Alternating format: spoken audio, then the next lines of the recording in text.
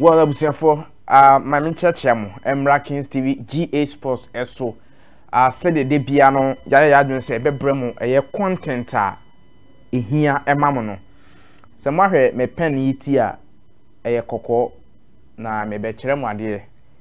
eye Kumasi Asante Kotoko ehon nsem na yede eba sei Kumasi Asante Kotoko no opimso otumfuo epese Kotoko no aye krabehwe because matie ne kasa bia wase ase obetena akunya so ne bibie ekoyi na ase Kotoko no nko a na egu nanim ase na busanfo Kotoko fonsa start ya na nchese omonso etoto ne ema they say coach ya emrebi atwam no wo ho prosper na te ogum aba na pre-season hon sensem saying is here. Subscribe to Kings TV GH Sports. Na notification bell no bosso. Say the be abusuano beba beka ho bi. De biano, de ense beka biano, ye be ma also wate. Na channel wo eye baby a fano entertainment, politics. Na you say education, bano spiritual ne ade bibia no ho no okọ ho de ye de ma wo ho no ha de sports entiko Kings TV GH na ho to subscribe na fe notification bell no boss say the be ya content bia na ye de be bro no also obe onsa be kan bi wala busuafo se o wie ne sa na fe ye di nkomo no Kumasi Asante Kotoko ye di kan pre-season omo starting no ewo be poso na be poso ho no ohwe baby a omo kwakwa pre-season na eye bibia Asakem FC omo home grounds eho na Kotoko akwaje a na nchese omo ekwakwa train ohwe omo wo nice eye pitch a nchese even pono my stand ewo around omo pitch no a ultim say eye very nice Asakem FC team eye Dr. KK Sapon yes ni team na omosa wo astrotef enso ewo ho no mo astrotef ewo ho nti ho na Kumasi Asante Kotoko pre-season no wo mo ekwa akwaye wall abusianfo say prosper na te ogum ene se mpemfo asade adwuma no de ama no na yenhwe bibi abra na prosper ewo ho no wo ma mpemfo players bia ewo se omugye omukwan edi free Kumasi Asante Kotoko boboku ni mu menu ka say no bebre na no eni club no mu biem including Abrantia friend no Steven Amankona omu nyina no for now no omu ni Kumasi Asante Kotoko nemum no there are two players bia ye ka say inform onto transfer coach ne kan na menu ka say omu wo ho one is Maxwell Ajiman defender no na Abrantia friend no Solomon Safutela omu nyina no eda so ewo Kumasi Asante Kotoko so oba fa comment ebra say sa two players we no ewo so mu stay ana say omukrampo no Kotoko ehia omo nto omo nko because the entire meme can from meme point of view no sa two players o maka no meka say for Maxwell Ajiman ade edininya injury we injury prone enti say bia empemfo eka say because of that no they want him to go for me our request to Kumasi Asante Kotoko management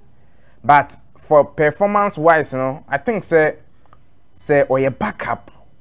Emma Kumasi Asante Kotoko betimi aboa because oba performance no aya na meka say nesa or average memfa nesa because say we last season eduru babi Kumasi Asante Kotoko against Eduana eduru babi ehia even Maxwell Ajiman etimi eguram yie enya go edma Kumasi Asante Kotoko so for me if sempemfo ebeka say because of the injury situations entino they will allow him to go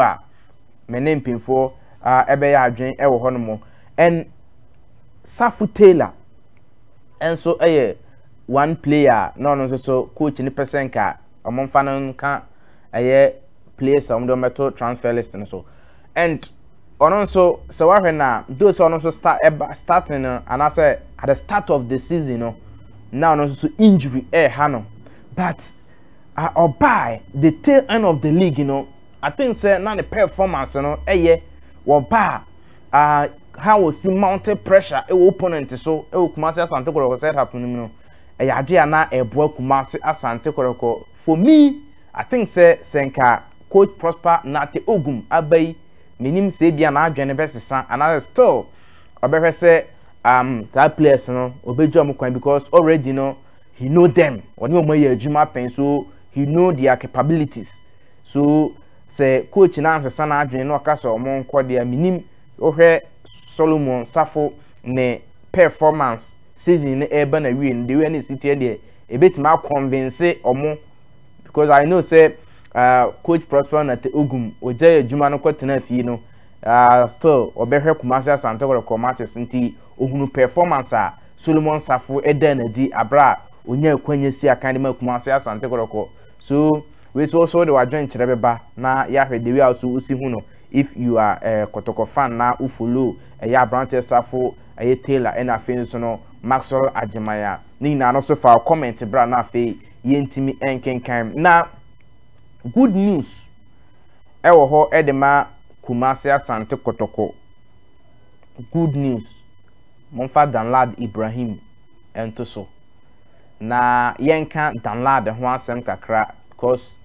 Danlad ono eneye first choice goalkeeper edema Kumasi Asante Kotoko and Abrante no enya kwanya ekwo kata 2022 World Cup ekwo so ne bi so per FIFA emrano player biana obe representing the country ewo FIFA mundial no ye check the number of days wadi wo na fe ne club no enya ho ska and enche ne beto dwa club bia no sika na nche se me kan Ghanaian clubs no players omokobo ball edema national team no players sika e bae ona so mbinya ba the see am no kasai Kotoko account mu aye de na say over $200,000 ahete Kumasi Asante Kotoko account mu say sika na ba Asante Kotoko ebetimi aye signings ama next season no manya solid team enti eno good news so aba beto ho ede ama Kumasi Asante Kotoko so for Asante Kotoko they have received FIFA sika na je say ewo ho ede ma Kumasi Asante Kotoko abra Danlad Ibrahim ekobo FIFA World Cup no nti eno good news ewo ho ede ma Kumasi Asante Kotoko so we update ye de amount ewo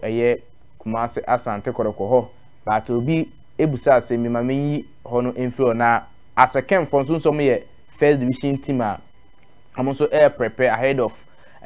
coming season so the attempt Kumasi Asante Kotoko ko beposo akwa started pre-season no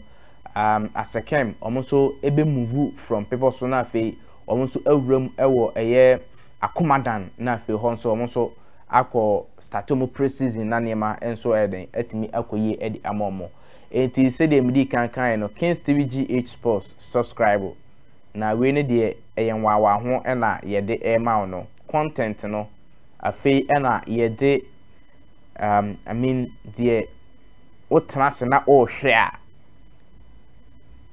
a wotrase na o hwe a we say yes o hwe sports we cut across a banner sports the better from the tolong I was yama also uhunu dia so both amonane and afi o my Ghana mu ha sei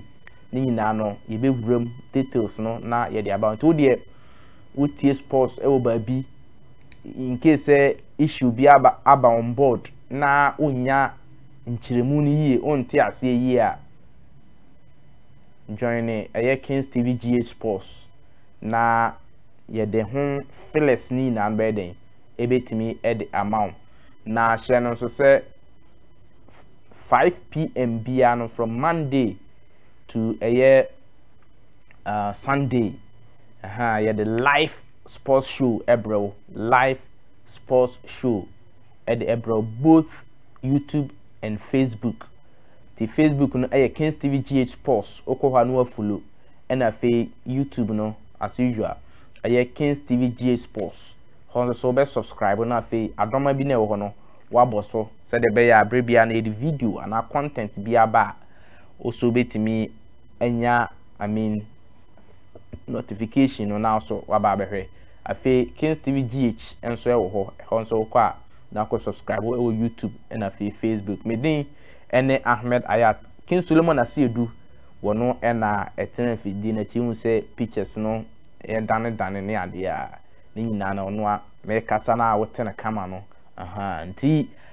yebekọ nyame ya adoma da foforo yebesan ahia bye bye